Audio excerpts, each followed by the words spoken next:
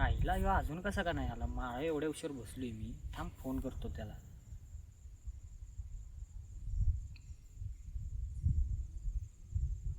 Hello, कुठं आहेस? अरे माळा एवढ्या उशीर बसलोय मी, ये की लवकर. हा ये. हा ये लवकर ये.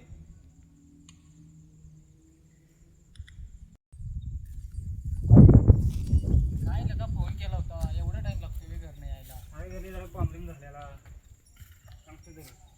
काय प्रॉब्लेम झाला?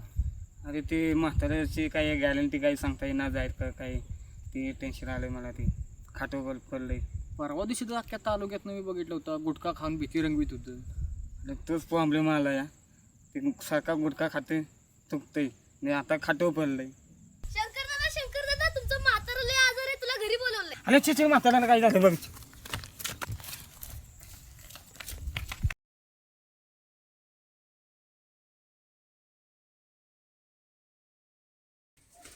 बाबा काय झालं बाबा? म्हणून बघ ना बाबा, काय बोल ना. तिकडे काय म्हातारं जाते का काय? अरे ते म्हातारं ठोकायला टोप मागतोय. हा ठीक आहे म्हणतो.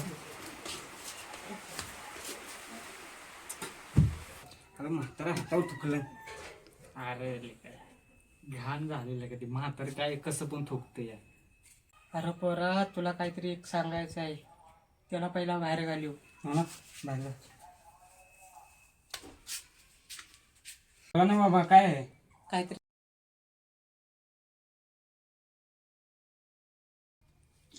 बाबा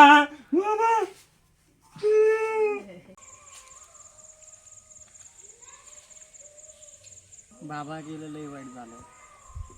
आता एक ना एक दिवस त्याला जायचंच होतं, पण मग बाबा जाता जाता काय सांगून गेलं तुला? मला बाहेर घालवलं होतं तेव्हा. बाबाने सांगलेलं ते मी सांगलेलं कोणाला सांगू नका. सांग केले का? एवढा विश्वास नाही. भाव आहेस का भिकार थोडा? मी विकास, मी नाही सांगणार. मग असू दे, हा एकटाच, मी जातो. ये तुला सांगतो.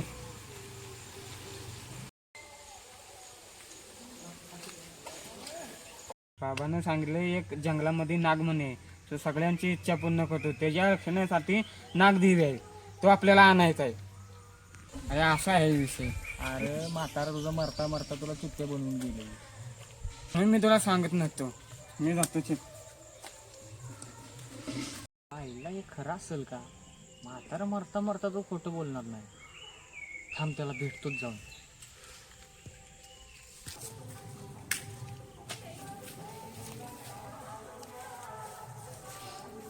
तुझं पटतंय मला, म्हातारा मरता मरता काही खोटं बोलणार नाही. आपण जाऊया तिकडे. कधी जाऊया? अरे ती देवी आहे, तिथे कुणाला काय जाऊ देत नाही.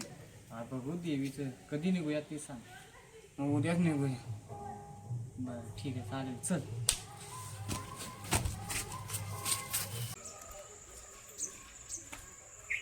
नवनाथ, चल की रे.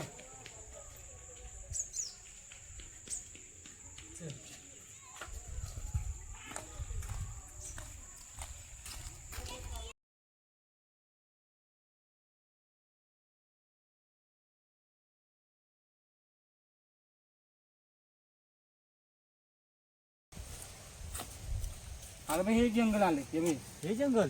हा चल बघू.